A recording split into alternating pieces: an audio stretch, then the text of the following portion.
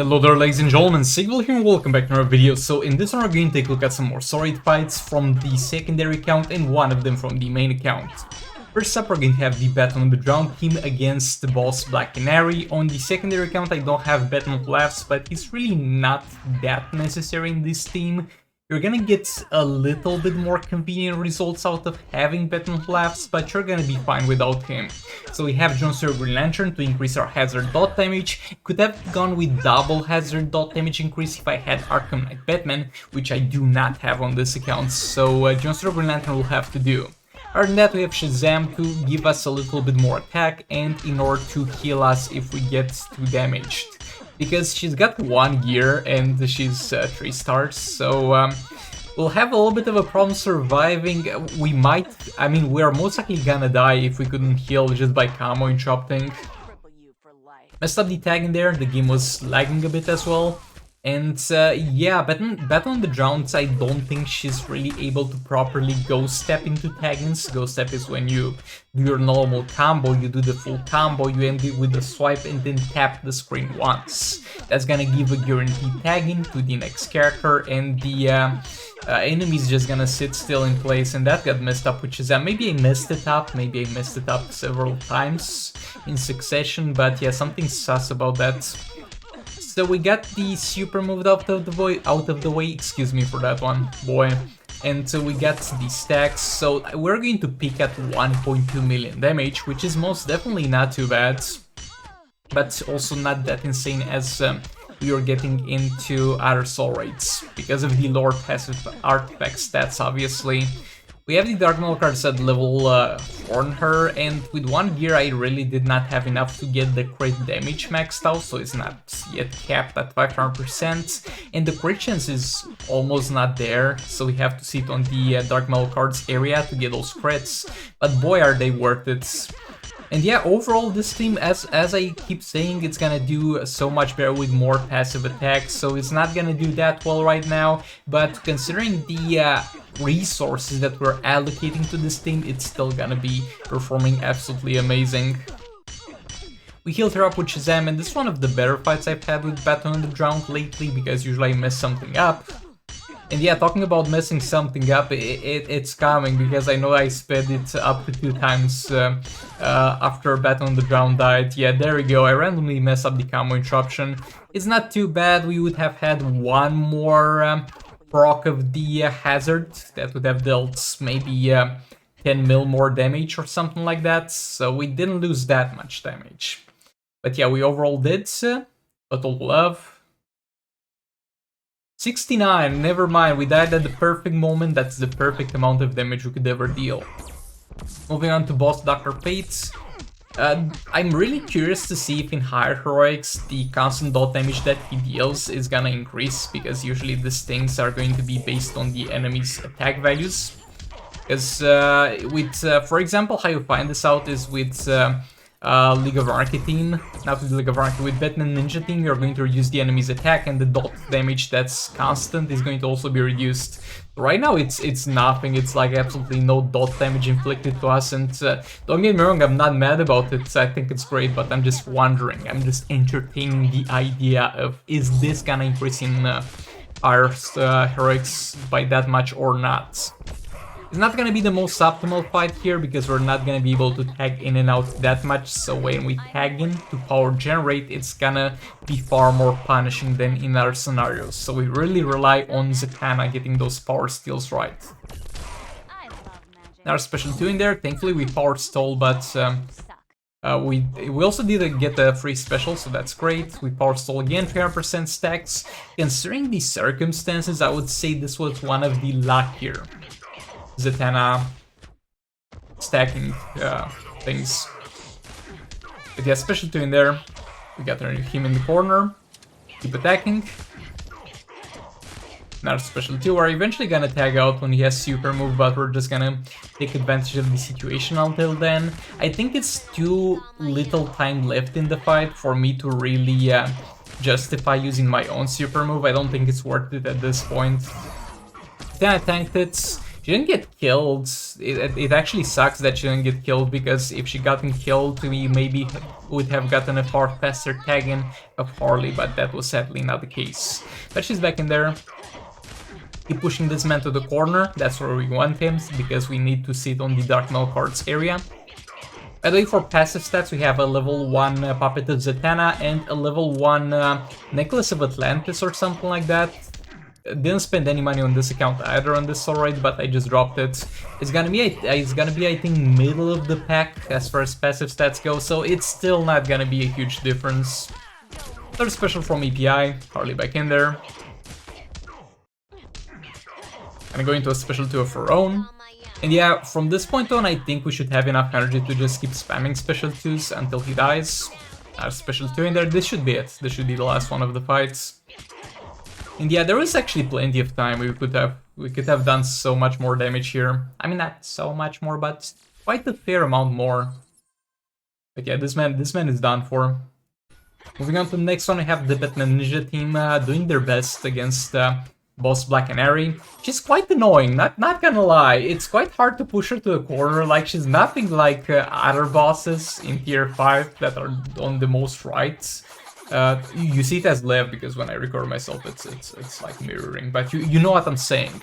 It's not gonna be easily on the level of stuff like Rise of Krypton Batman or something like that. But she's gonna deal a fair bit of damage, and if you mess up once, you're done for the most part. I mean, not for this team, because they're gonna be fine, because they take no damage and they heal, but for a lot of other teams, you're gonna be done for. And the most annoying thing that she does is when she backs up into a jump attack. Also, by the way, I played Champions Arena the other day, and in Soul Raids I used to do that, but I no longer do it because it's too annoying and I'm losing too much time. But I always like to see when the enemy backs off into a jump attack, you can try to do your normal tap attacks. And in Champions Arena, I tried to see how many times a Silver Banshee, because she had Sword of Sin debuff applied, so she couldn't generate power to use specials. How many times a Silver Banshee can I get Silver Banshee to back off into a jump attack with me just trying to hit her? And I think the record is, and this might as well be a world record, is 10 times. 10 times straight up, she just back off into jump attack, back off into jump attack with me just trying to do tap attacks. Which is besides the point of this fight, but yeah. With this fight I did a little bit of a mistake. I underestimated the damage that this man could do, so I'm using Nora Snowglobe Inflant Sakura. And when you're doing that, usually you're going to encounter the problem, especially in low heroics and especially in low tiers, though this is not low tier by any means, that the enemies are gonna have a hard time killing you. So in order to mitigate that, you would remove the gears of Inflant Sakura, and that is exactly what I have done here. And it was a little bit of a mistake, because we're gonna take a little bit too much damage and the clones are gonna be way too fragile. But yeah, we'll see how it goes and we'll see how we handle this. And I'm going to mess up the infinite combo with Dr. Fate, so I'm not gonna be able to get King killed via super move, but that's okay. Our third special in there. We did all of them, now we just need to get the clone tagged in there with quite enough power. Just keep comboing, chopping his ass, push him to a corner as well. Keep comboing, chopping him. We don't really need to tag Dr. Fate in for power generation. Yeah, the first clone got tagged in there, maybe I should have waited a bit more with the power generation so I would have a full bar. Though I was expecting he would not do a special one, because this character, what I've seen from other fights at the very least, tends to like using the third special, so that was what I was expecting. But he had a special one, but nevertheless that was quite enough to kill me, and I was not expecting that. And the clone is gonna be in a little bit of danger, because it's sadly slowly dying to combo and chopping the enemy, which is something you never want to see. And usually there are ways to mitigate that, you can just back off, but this man is not gonna be an easy guy to back off from.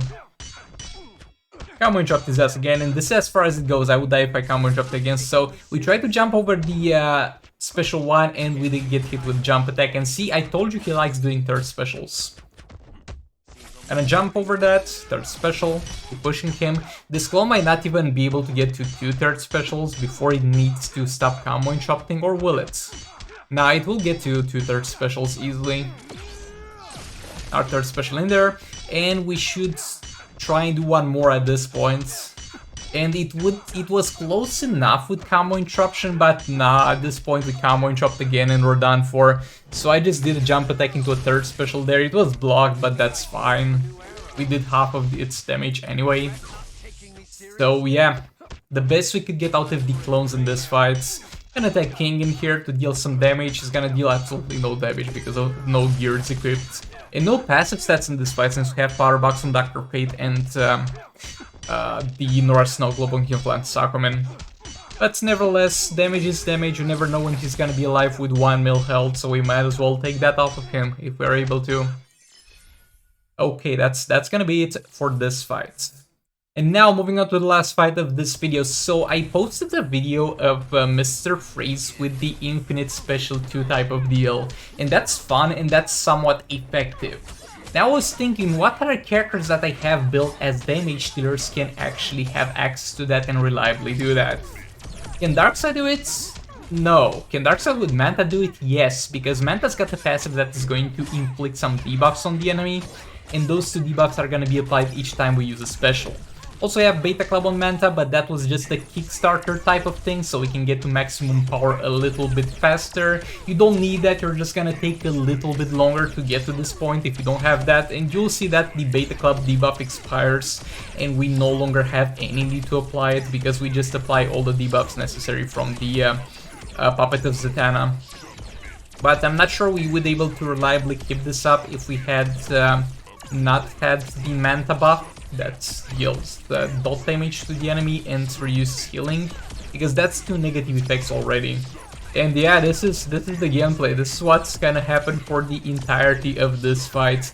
Brainiac is honestly not necessary here. He was just laying around and I dropped him in this team. All you need to do for this team is Darkseid and Manta. Is this team worth it? Is this team gonna be useful? Is this gonna be... Is there any reason for you to use this? No, there's absolutely no reason for you to use this team, except it looks cool. I mean, we got the Darkseid spamming the special too. The enemy doesn't even have... I mean, they do have time to fall once to the ground, but they don't even fully fall to the ground. And you just spam the special too. This is fun to watch, but there's absolutely no reason, and there's absolutely no place or setup in the game where this is worth using, where this actually deals damage. Worthwhile damage at the very least. There's no instance in the game where I'm like, oh, this team is so efficient and definitely not a waste of resource and waste of a fight. Yeah, there you go, a team that you will have absolutely no reason to use, but it is nevertheless fun to watch. The Machine Gun Darkseids. But yeah, all that being said, thanks so much for watching. Like the video if you liked it, dislike if you disliked it, subscribe for more content like this, and I'll see you all in the next one. Goodbye!